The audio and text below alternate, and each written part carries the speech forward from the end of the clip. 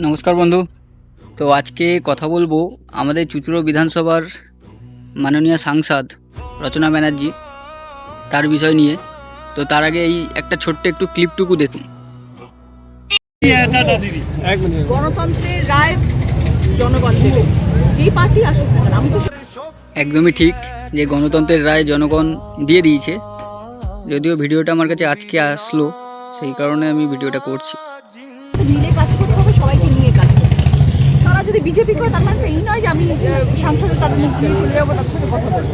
সবাই মানুষ, আর আমাদের সবাইকে একসাথে কাজ করতে হবে। ছবি তো একদম ঠিক, সবাইকে একসাথেই কাজ করতে হবে।